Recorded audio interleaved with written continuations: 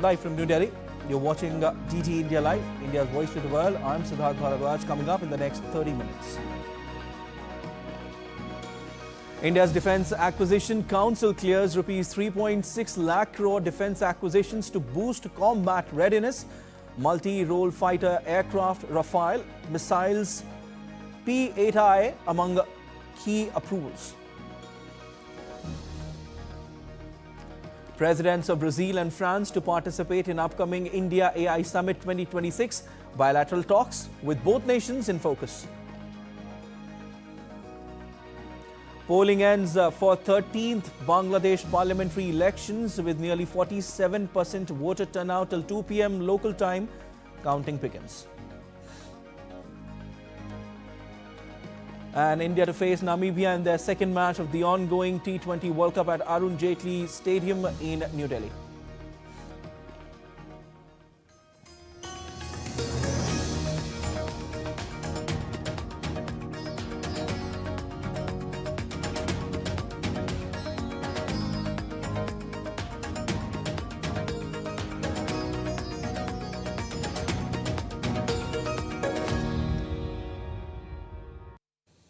Bangladesh's Election Commission Secretary said that polling has concluded in 13th parliamentary election.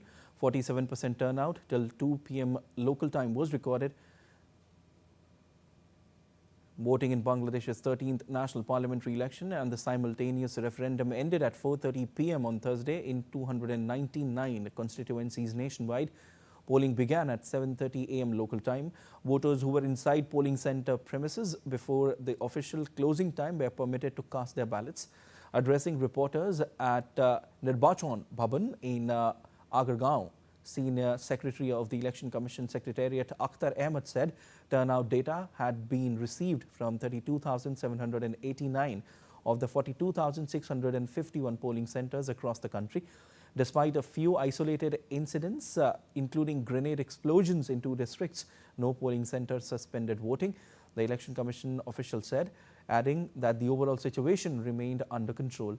4 people reportedly died due to health complications during the day. Some political parties, however, raised concerns over the conduct of the election. Results will be announced after consolidation by returning officers and the Election Commission.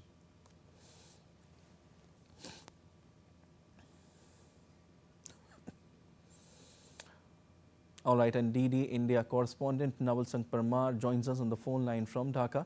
Hi, Naval Sangh. The polling has now ended, and the voter turnout that we have with us is 47% till 2 p.m. What is the latest that you're getting now that the counting has also started? Well, according to the latest official statement from the Election Commission, it is 48% till 2 p.m. Nationwide. Okay. So after that, there is no official data, but more than 50% was there at around 3 p.m. But we have the latest data is 48% till 2 p.m. Nationwide. Okay. So we have to wait for the latest update regarding the data. But the counting already started. Here there is no cooling off period. The same day voter counting starts once the polling concluded. So counting already started in almost all the returning centers. And by and large, the poll today was peaceful. There are some incidents reported of violence, and some election engineering incidents were also reported. But according to officials and the media here, local media in Bangladesh, the by and large election was peaceful. Okay. So voter turnout is somewhere around 48% to 50%, and further details we will get as and when we get those details. Naval Sangh, how was the mood of the entire nation when the polling was going on today? Because the polling happened, these are the elections which are happening after almost a year of turmoil in the country. So what were people saying? How was the entire overall mood of the voters who came to the polling stations to cast their ballot? Actually, still last week, there was uncertainty regarding the election, whether it will happen or not. But in last week, the things changed dramatically. there were certain incidents reported in Bangladesh, which has created atmosphere of fear among the large section of the society. There was a call from the Sheikh Hasina and her son Sanjeev Wajid that Awami League voters or Awami League supporters will stay abstain from voting. Okay. Despite that call, in last 1 week, in many districts, the Awami League supporters and Awami League activists supported BNP openly, and that has created a positive atmosphere for BNP because here it is not just election for the parliament. The referendum was also there, and the referendum created a panic effect among the Awami League supporters. If they will not go for voting, and if the yes vote will win, then the entire constitution of Bangladesh will change. So out of that fear, out of fear of past 1.5 years in which the people witness a huge law and order issues in Bangladesh. So I think people came out to vote for the stability, for the decisive victory of either of the party whom they support, and Okay. that is the reason poll percentage also increased. Not all the Awami League supporters may have come for voting, but major section around 30 to 40% Okay, we got of it. may have came for voting, and that has created a positive atmosphere BNP as well as for the UNIS administration who is conducting responsible for the conduct of election.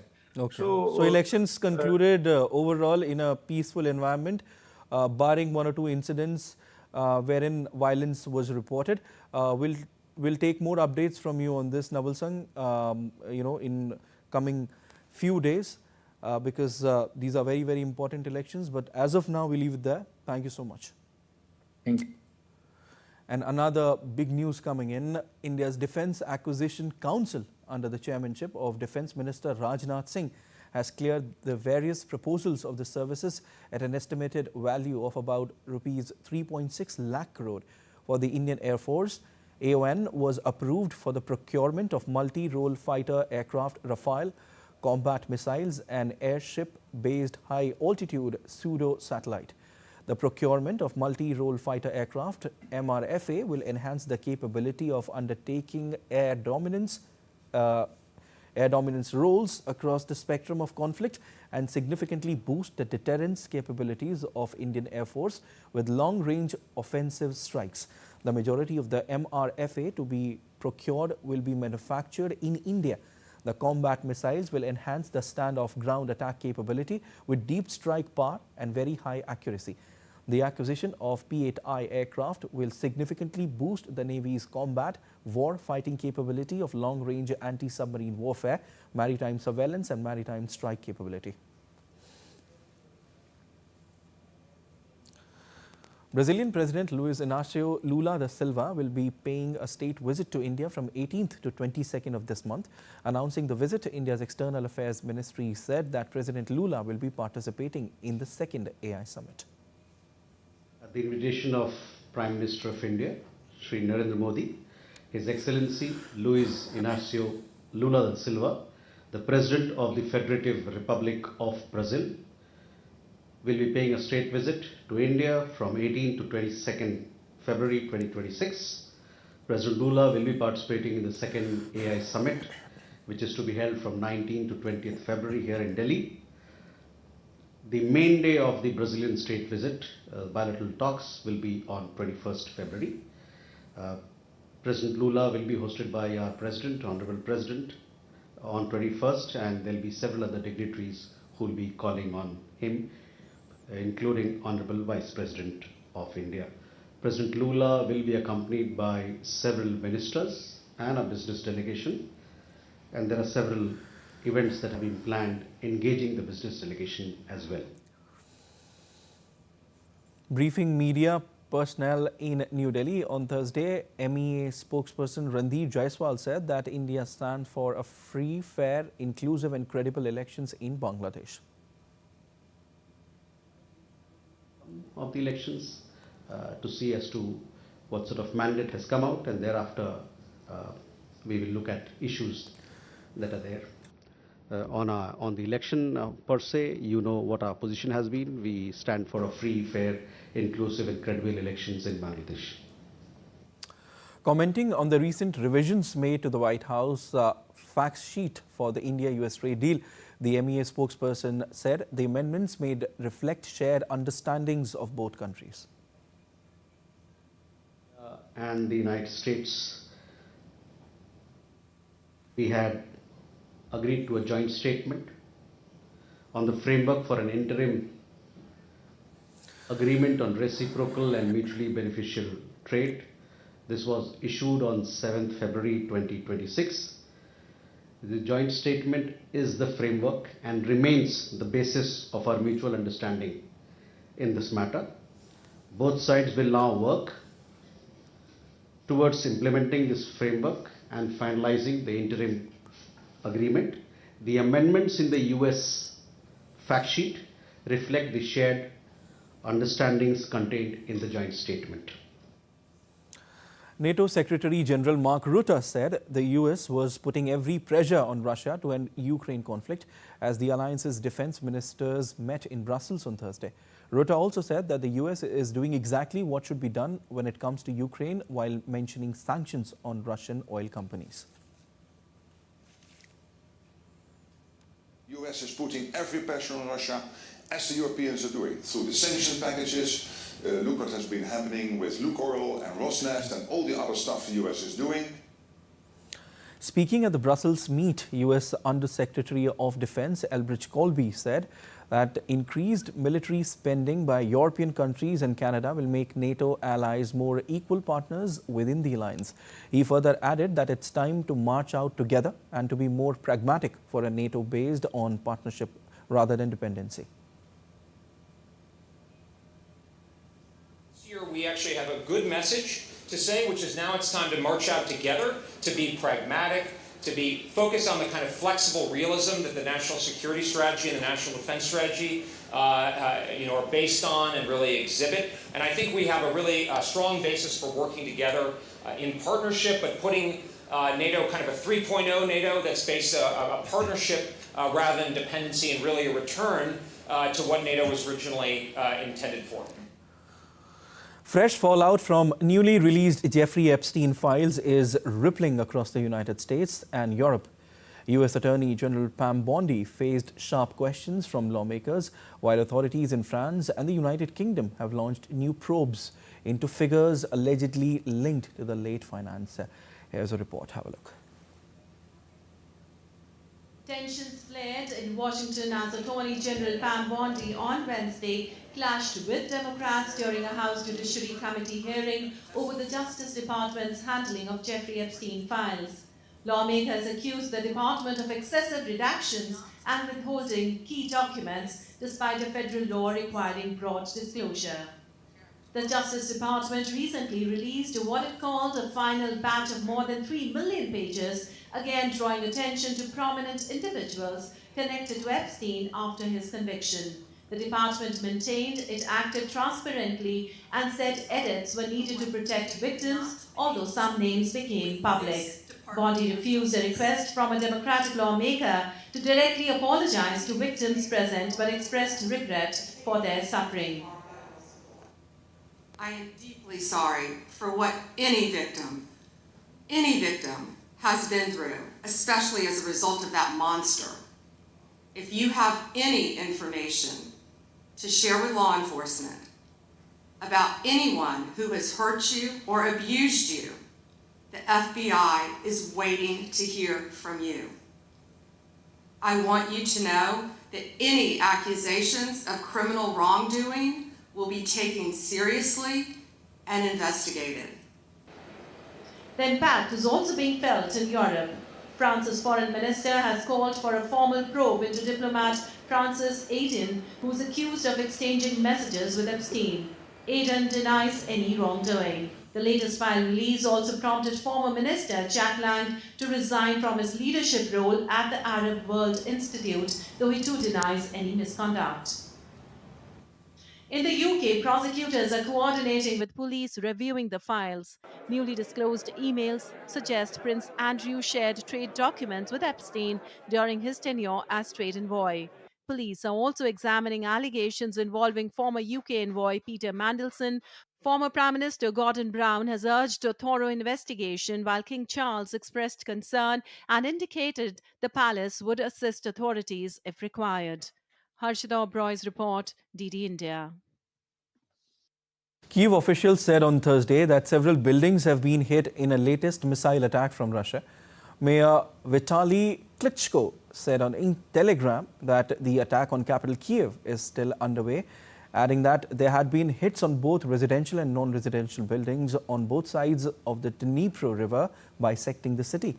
Meanwhile, Ukraine's major private energy company said that Russia attacked its thermal power plant overnight, causing significant damage to the plant's equipment. Earlier on Thursday, Russia said that it repelled a missile attacked in Volgograd, but that debris ignited a fire at a military facility and prompted the evacuation of a nearby village. The Kremlin said on Thursday that it expected the next round of peace talks on Ukraine to happen soon and that there was already an understanding about their timing and location.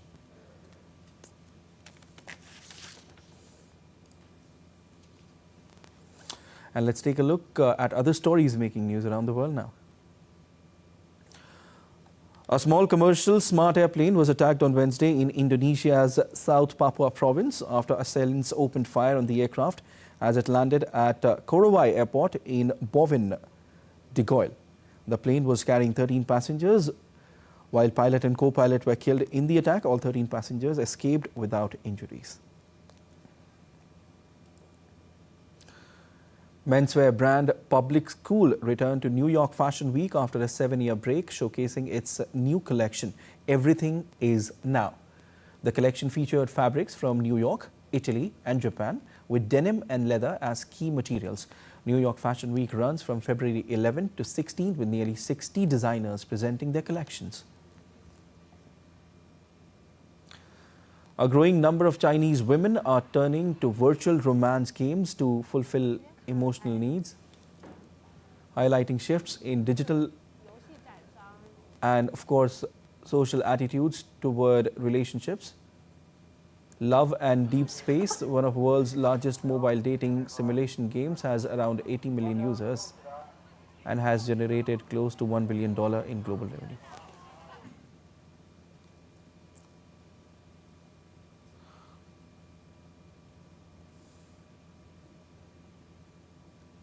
Prime Minister Narendra Modi will unveil the name of the building complex Seva Tirth on 13th of February.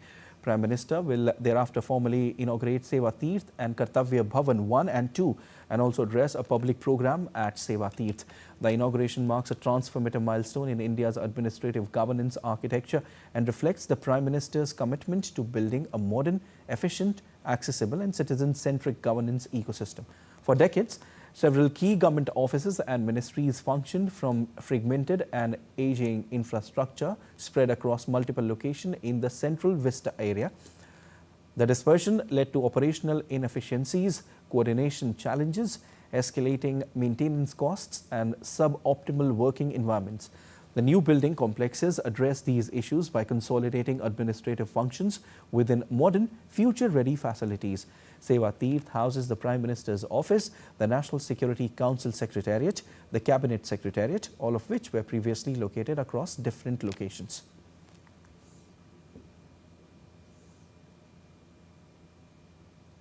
As per SBI research report, India's trade surplus with the United States could exceed $90 billion annually.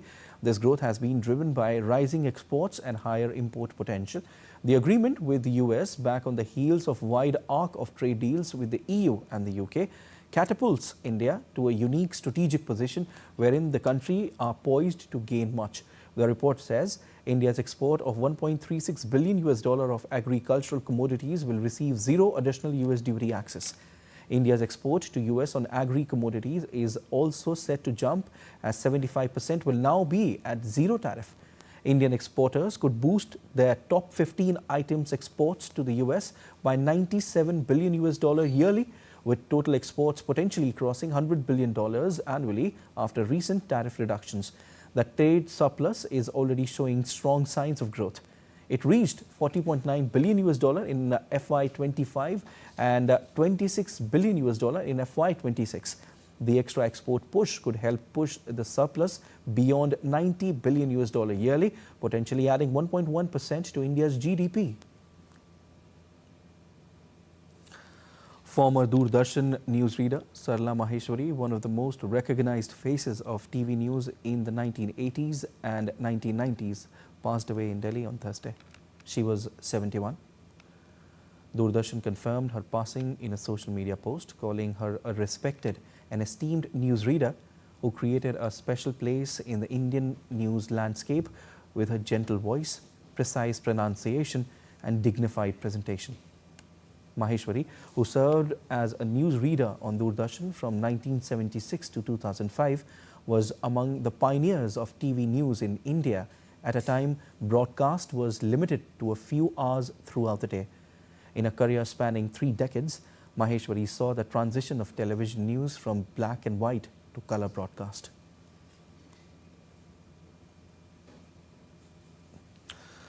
The pilots and cabin crew of Germany's flag carrier Lufthansa are on strike today. The unions have called a 24-hour walkout.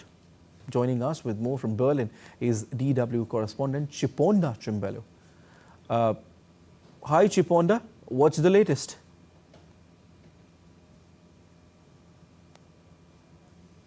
Chiponda.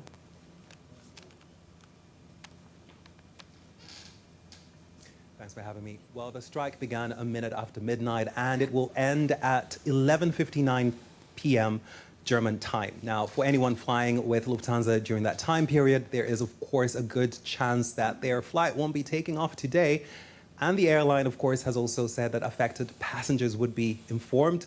But, of course, they can also check the airline website for any updates. Now, Lufthansa said that more than 400 flights at Frankfurt International Airport, which is, of course, Germany's busiest airport, will be cancelled. And there are, of course, also several hundreds of flights across the country that will be affected at other airports as well. And this strike will only affect the core Lufthansa brand. So other airlines that are part of the Lufthansa group, and that includes Swiss and Austrian, are not affected. But of course, passengers with Lufthansa connecting flights may be affected there as well. So what we do have, though, is pilots demanding higher pension contributions from Lufthansa and the cabin crew union UFO saying that its members are striking because there has been no movement on the main issues of disagreement with Lufthansa. Okay, Chiponda Chimbelu, thank you so much for that analysis. Time now for some sports news. India take on Namibia in a Group A clash of the ICC Men's T20 World Cup at the Arun Jaitley Stadium in Delhi on Thursday. While it may look like a one-sided contest on paper, T20 cricket often springs surprises. After a slightly scratchy performance with the bat in their last outing, the defending champions will be eager to deliver a more complete display.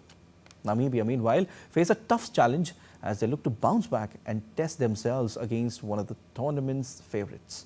A report by DD India correspondent Narayan Singh. It's a classic David versus Goliath clash in the capital. Defending champions India are set to face Namibia in their second Group A match of the ICC Men's T20 World Cup at the Arun Jaitley Stadium in Delhi on Thursday. Delhi gears up for a contest that, at least on paper, looks one-sided, but in T20 cricket, nothing is ever guaranteed. India will be keen to put up a more complete performance after the slightly scratchy outing with the bat against the USA on a slow 1K surface. The conditions in Delhi are expected to favour stroke makers, and that should excite a powerful Indian batting unit. The likes of Surya Kumar Yadav, Tilak Verma, Ishan Kishan and Hardik Pandya would look to make full use of a better batting track. Namibia, however, have plenty of work to do. They suffered a defeat to the Netherlands at this very venue, where their batters struggled to build momentum and the bowlers couldn't defend the modest score. Facing India's depth and experience will be a far tougher challenge. This game could also provide India an opportunity to test their bench strength. With Abhishek Sharma hospitalized due to illness, the team management may be forced to tweak combinations. All eyes will be also on Sanju Samson. After a series of low scores, he will be eager to grab this chance and return to form, especially with competition for places heating up. India's bowling attack, led by Jasprit Bumrah and Arshdeep Singh, supported by Hardik Pandya and Varun Chakravarti, has the variety and firepower to trouble any batting lineup. For Namibia, it will require discipline, belief, and perhaps a touch of brilliance to challenge the defending champions. The stage is set in Delhi. India aim to assert their dominance, while Namibia hope to rise beyond expectations. On paper, India are overwhelming favourites. But as cricket often reminds us, the game isn't won on reputation, but on performance. Will it be a commanding statement from the defending champions, or can Namibia script an upset in Delhi? All eyes now on Arun Jaitley Stadium. With camera person SP Dubey, Narayan Singh, DD India, Delhi. That's all for this edition of DD India Live, but let us know your thoughts on the news of the day. For those on the go, you can get all the latest news and updates from India and across the world on DD India mobile app. The app is available on both Android and iOS platforms, and you can scan the QR code on the screen to download now. We'll be back with more news as it breaks here on DD India. I'm Siddharth Bharadwaj from all of us here in Delhi. Thanks for watching DD India Live.